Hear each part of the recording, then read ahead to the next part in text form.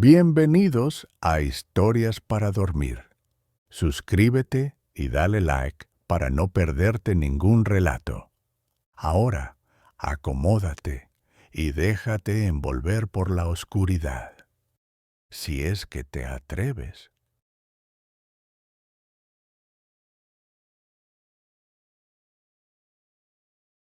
Hola, soy Corvus. Nunca he sido de contar lo que vi, porque a quien se lo digo me mira con pena, con esa cara de ya está viejo, ya se le cruzan los cables. Pero no estoy loco, no lo estaba entonces, y todavía recuerdo su olor. Fue hace muchos años, tantos que los caminos por donde andaba ya ni existen. Eran puras veredas de tierra caliente, selva espesa, sudor en la espalda desde que amanecía. Yo era jornalero en una finca al sur de Valladolid, Yucatán. La parcela se llamaba San Miguel de las Ceibas. Allí trabajábamos 12 hombres y dormíamos en un campamento de techo bajo y hamacas colgadas como racimos. No había mucha ley. Don Aurelio, el patrón, mandaba más que el comisario del pueblo. Y si uno se perdía entre la maleza, nadie lo buscaba mucho. Seguro se fue por su cuenta, decían, pero uno aprende a callar. En aquel entonces yo tenía 28 años. Era fuerte, necio y bueno para el trago. Solía colarme a escondidas en la cocina para robarme un poco del balché, ese licor dulce que hacían con corteza de árbol y miel fermentada. A veces me daba por tomar solo, en el monte, después de terminar la jornada. Me gustaba perderme un rato entre los árboles, donde nadie me molestara. Y fue ahí donde la vi por primera vez. Estaba sentado bajo una ceiba vieja, bebiendo a pequeños tragos, cuando escuché un sonido suave, como si alguien pasara un peine entre el cabello. Era un sonido real, nítido, entre las chicharras y el canto lejano de un pájaro toho. Miré alrededor y la vi. Estaba a unos 20 pasos, sentada sobre una piedra cubierta de musgo. Tenía el cabello más largo que había visto jamás, negro y liso como agua nocturna. Se lo peinaba con un objeto brillante, puntiagudo, un peine de espinas. Y no parecía tener prisa. Su piel era morena, como de mestiza, pero más clara que la de por aquí. Iba descalza, con un vestido blanco bordado apenas cubriéndole las rodillas. Y sonreía. No me dijo nada, tampoco yo. Solo la miré, embobado, como si algo dentro de mí me dijera que no debía moverme. Y entonces se levantó, pero no como se levanta uno. Se alzó, como si el suelo no la tocara. Flotaba. Dio unos pasos hacia atrás. Luego otros. Y se metió en la selva con esa suavidad que no hace crujir las ramas. La seguí. Claro que la seguí. Como un perro detrás de un olor que no entiende, pero que necesita. Los árboles parecían apartarse para ella, y el calor se volvió más espeso. Había partes del camino que nunca había visto, aunque yo conocía esa zona al derecho y al revés. Pero no pensé en eso. Pensaba solo en su espalda, en su cabello, en la forma lenta con que flotaba delante de mí. Era deseo. Pero no solo eso. Era como si me hubiera hechizado. No sé cuánto caminé. Me sudaban hasta las manos. Y de pronto se detuvo. Estaba junto a una nopalera enorme, en un claro donde la luna se filtraba entre las ramas como leche derramada. Se volvió hacia mí. Me miró con unos ojos negros como pozos de agua profunda. Y extendió la mano. No recuerdo haber dado el paso. Solo sé que cuando me acerqué, su rostro cambió. La piel se le desgarró como si ardiera desde dentro. Los ojos se le hundieron, dejando al descubierto 2 cuencas con luces verdes. El cabello le creció aún más, cubriéndole casi todo el cuerpo. Y entonces supe que no tenía pies. Debajo de ese vestido blanco emergía un cuerpo largo, escamoso, una serpiente gigantesca que se enroscaba entre las piedras. La cabeza era como la de un dragón antiguo, con colmillos torcidos, lengua doble y espinas en los brazos. El peine, aún en su mano, se convirtió en una garra retorcida. No grité. No me dio tiempo. Solo recuerdo que me empujó con una fuerza descomunal. Caí sobre la nopalera, sintiendo las espinas clavarse en cada parte de mi cuerpo. Luego, nada. Me desperté al amanecer, cubierto de sangre seca, con los labios partidos, solo, y sin entender por qué seguía vivo. Volví a la finca caminando como un muerto. Tenía el cuerpo cubierto de raspones, los brazos llenos de espinas que no me podía sacar, y los pies hinchados y llenos de ampollas por andar descalzo. No recordaba haberme quitado las botas, y sin embargo, ahí estaba, con las plantas de los pies reventadas y el pantalón desgarrado como si me hubiera arrastrado por kilómetros de zarzas. Nadie me preguntó nada. Me miraron de reojo, hicieron la señal de la cruz y siguieron con su trabajo. Solo el viejo Mateo, un cortador de caña que ya tenía más años que dientes, me trajo un poco de agua y me dijo en voz baja: «¿La seguiste, va?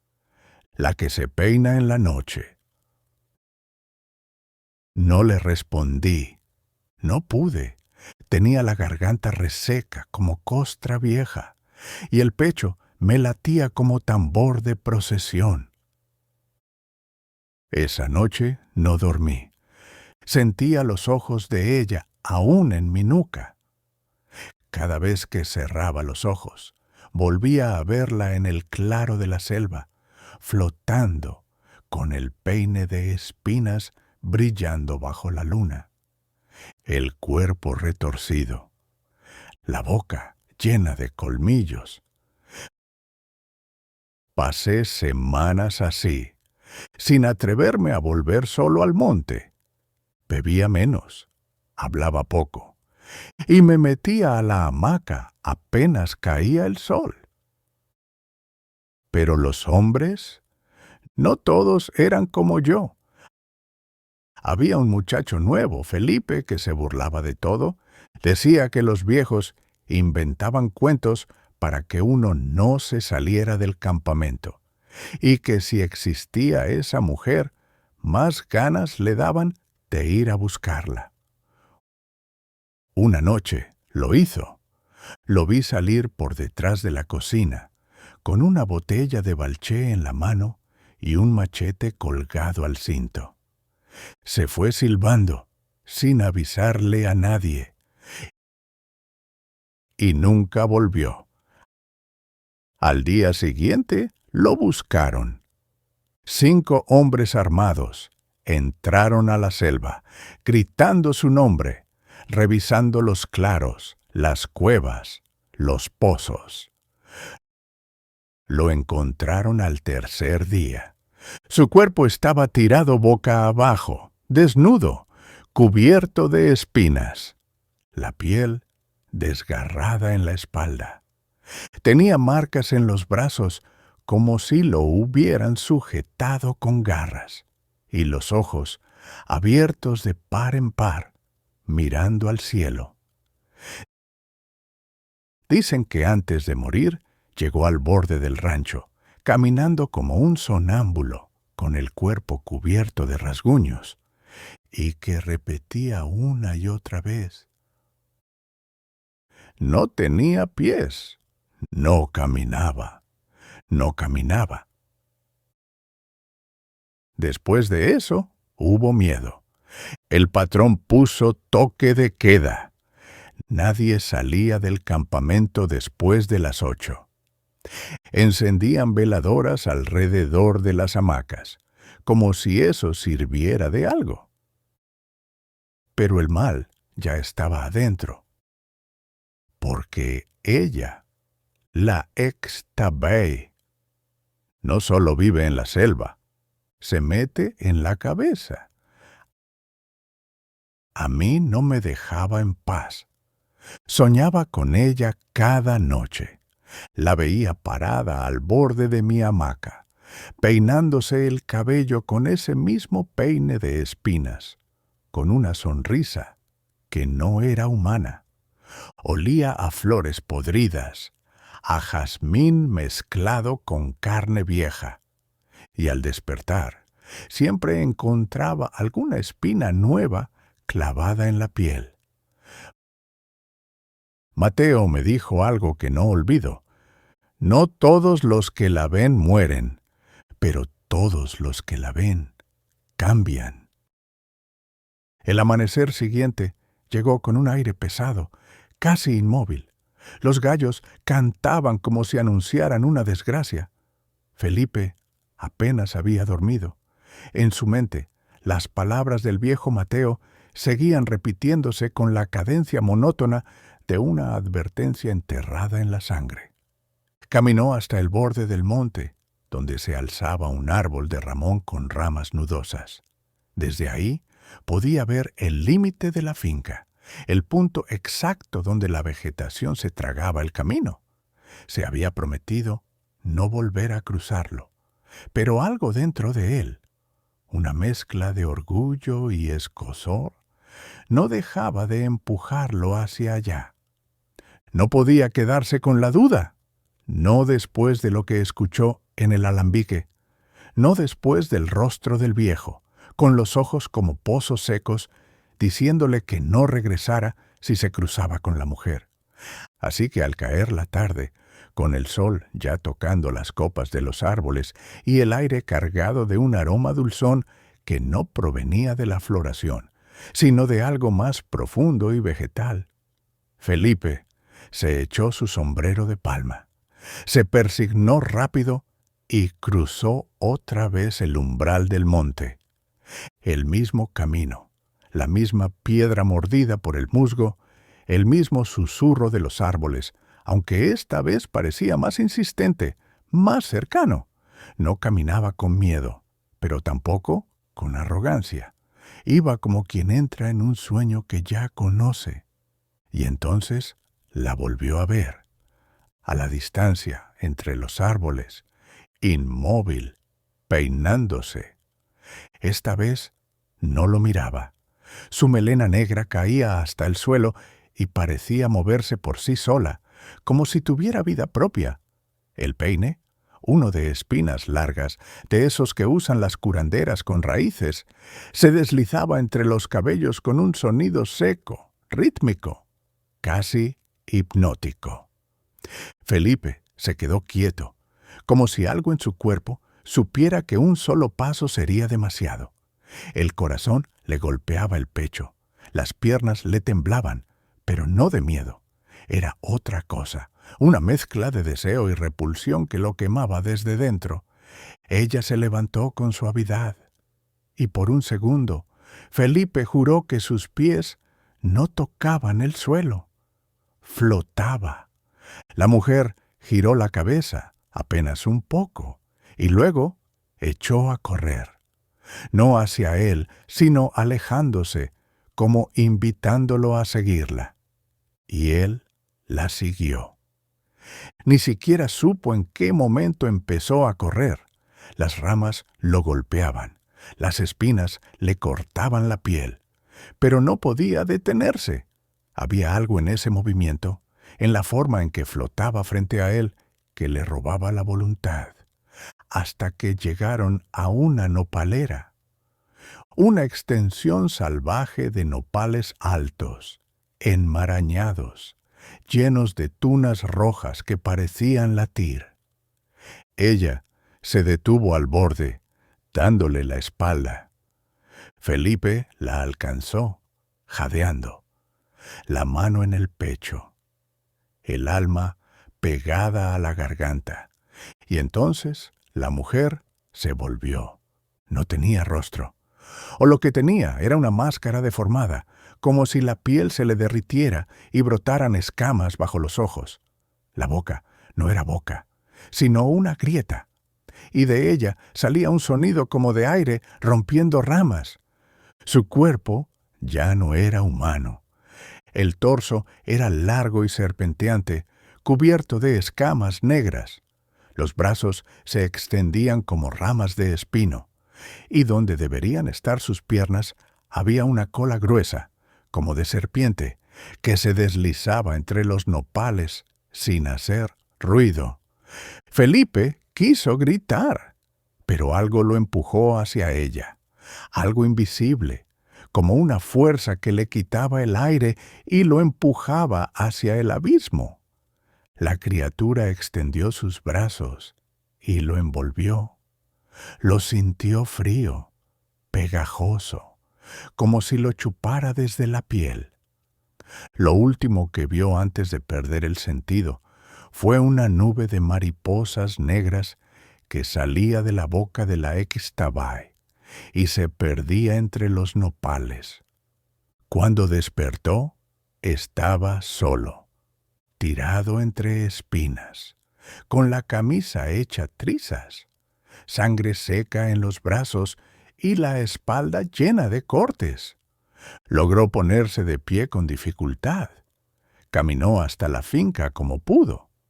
El camino de regreso se le hizo eterno. Esa noche no dijo nada. No a Mateo, no a los peones. Solo se encerró en su cuarto con una botella de aguardiente y se quedó viendo la pared hasta el amanecer. Pero el olor, ese olor dulzón, vegetal, podrido, no lo abandonó nunca más. La noche siguiente, nadie quiso encender el fuego. Estábamos sentados en silencio bajo el tejabán de palma, mientras el viento mecía las ramas de los almendros y un murmullo leve, casi como un lamento, se filtraba entre las cañas del techo. Alguien propuso rezar un rosario. Otro sacó una botella de aguardiente y comenzó a pasarla sin mirar a nadie a los ojos. Todos sabíamos que don Tomás no iba a volver, pero yo no podía dormir. El zumbido de la selva era distinto, como si todo se hubiese silenciado, solo para dejar paso a otro sonido, uno más profundo, más íntimo. El sonido de un peine deslizándose lentamente entre cabellos largos, Me levanté de la hamaca sin hacer ruido. Caminé descalzo hasta el borde de la milpa. El cielo estaba cubierto de nubes, pero se veía una franja pálida hacia el oriente, donde la luna quería colarse entre los pliegues del cielo. Y entonces la vi, justo al límite entre el maizal y la ceiba vieja. Una figura blanca, flotando sobre el suelo. Era alta, delgada, con una melena larguísima que le llegaba más allá de la cintura. Su vestido era blanco y brillaba como si estuviera mojado con rocío. No caminaba. Se deslizaba en el aire, apenas tocando las hojas del suelo, y me miraba. Aunque no podía ver sus ojos, sabía que lo hacía. Di un paso hacia ella, luego otro. Era como si no pudiera evitarlo. De pronto, se volvió y comenzó a alejarse. Yo la seguí. Me interné en la selva sin pensar. Cada vez que creía perderla, volvía a aparecer. Su cabello ondeando como humo, sus pies desnudos, flotando a un palmo del suelo. Y el sonido del peine, siempre el peine. Llegamos a una nopalera. Era grande, vieja, con espinas gruesas como cuchillos. Allí ella se detuvo. Me miró por última vez y abrió los brazos. Sentí una oleada de calor subirme desde el pecho hasta el rostro. El aire se volvió denso. Mi visión comenzó a emborronarse, y cuando estuve a punto de tocarla, todo cambió. Su piel se volvió negra como el carbón. Su cabello cayó en mechones. Su boca se alargó hacia los lados como la de un jaguar disecado, y de su espalda salieron 2 espinas curvadas que se agitaban como látigos. Grité, pero no había nadie, solo la selva muda, y ella con su cuerpo cubierto de escamas, mirándome desde la oscuridad. Intenté correr. Me tropecé con una raíz y caí de espaldas. El aire me abandonó. Vi su sombra alzarse sobre mí, enorme, serpenteante, y sentí las espinas cercanas a mi rostro. Luego, todo se volvió negro. Desperté 3 días después. Me encontraron unos leñadores tirado junto a la nopalera, cubierto de heridas como si me hubieran azotado con ramas llenas de espinas. Mi camisa estaba hecha trizas. Tenía marcas en el pecho y en la espalda, pero no había sangrado tanto como para estar muerto. Y sin embargo, no podía hablar. Durante semanas estuve mudo. Los del pueblo decían que me había topado con la Ixtabay, que había sobrevivido solo porque no era como los otros, porque no era mujeriego, porque no era un abusador. Pero yo sabía la verdad. Sobreviví porque ella quiso que viviera. Y ahora no dejo de soñar con su rostro. No como lo vi al principio, sino como era al final. Una criatura antigua, una fuerza que no se puede nombrar sin que el aire tiemble. A veces, por las noches, todavía escucho el peine en mi oído, muy cerca, y sé que va a volver.